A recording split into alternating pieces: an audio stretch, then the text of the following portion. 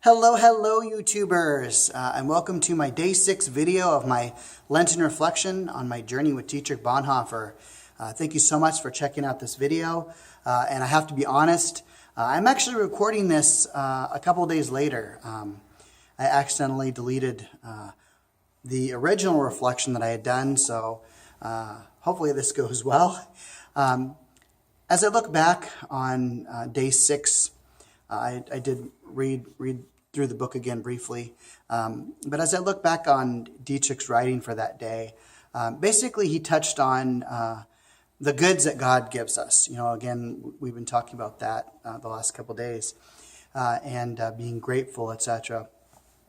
But as we look at our treasure, as we look at our possessions or the things that God bestows upon us, one of the things that Bonhoeffer talks about is that we're not to store up stuff for ourselves. And he kind of relates that to the Israelites in their journey in the wilderness. You remember, if you know that story, God rains manna down from heaven, but God commands the people not to store the manna away, because he wants them to learn to trust that he'll provide for them the next day and the next day. And what happens to the stuff they store away? It rots when they don't listen to God. It rots.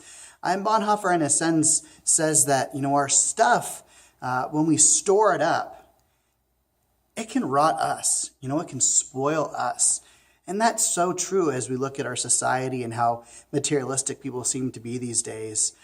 People get so focused on money. They get focused on that new car they want, or they get focused on that new piece of technology, that new computer, that new mobile phone, whatever it is, that new video game console. I relate to that. I do like my video games, and I had to have the Xbox One when it came out. But I'm learning to be satisfied with what I have, and lately it's been pretty good, actually. And I'll touch on that in my reflection a little bit. But the reading that goes along with Dietrich Bonhoeffer, the biblical reading, is from Matthew 6:31 through 32. And Matthew writes, "Therefore do not worry, saying, 'What will we eat, or what will we drink, or what we will wear?' For it is the Gentiles that strive for such things. And indeed your heavenly Father knows that you need all of these things." So as Bonhoeffer talks about, again, not storing treasures up and not letting that stuff spoil us, one of the ways he says we can determine if our stuff is a problem for us, and if we are storing that treasure up, is Bonhoeffer says, or he asks the question, what does your heart cling to? If your heart is clinging to stuff, then maybe it's becoming an issue. Now, looking at the reflection questions, the first question is, reflect as honestly as you can upon your particular idolatries, on those things or people to which your heart clings in such a way that they get between you and your obedience to Jesus. Well, today I'm going to be honest with you, and hopefully you won't judge me too much. But, lately, as I was reflecting on this a couple days ago, I shared that in the video that accidentally got deleted, I shared that lately it seems like my idolatry has been time, or my free time in particular. I don't know why, but it seems like lately I've kind of count down the days or the times to which I have free time. Whether it be on a regular day of work, I sit there wondering, okay, do I have a meeting tonight?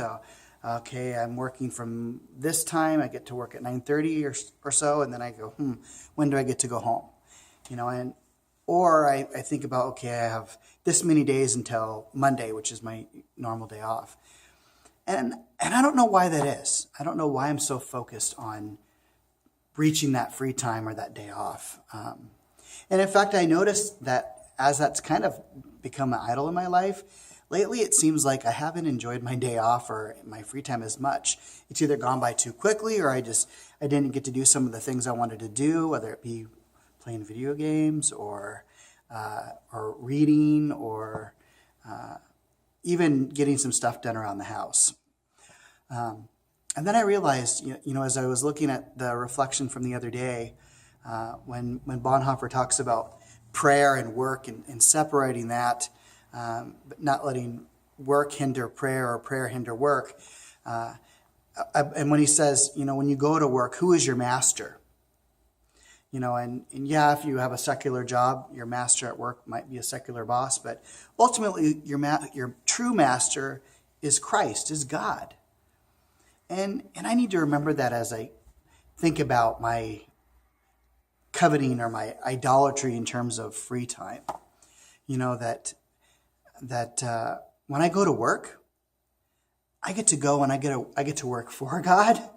In my case, kind of literally as a pastor.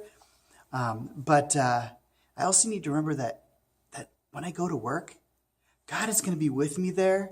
God is going to use me. In fact, I can pray for God to use me. And instead of dreading it or I can't wait to get home, I need to cherish that time and think, you know what? This is great. This is amazing. Imagine the things God's going to do for me today.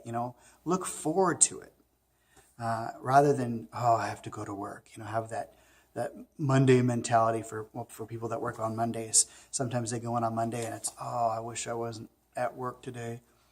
But anyway, and then the other side of it is looking at my free time and remembering, you know what? That is a gift. And yes, I get time to myself and free time and I can play video games. But at the same time, that's a gift from God, that rest, and to make sure that God is a part of that too. And continue to pray and continue to spend time with God and even invite God into that time of rest. I think that'd be great. So I'm going to work on that. And in fact, I have been working on it the last couple of days and I've really actually been enjoying my time at work. Not that I haven't in the past, but anyway, I think we all have our moments. And then the final question is, wonder in your journal about what you might do to turn your heart from such idols to God. Well, I think I kind of answered that. Just remembering again as I, not worrying so much about my stuff, but even not worrying so much about my free time, and putting God first and making sure God is first.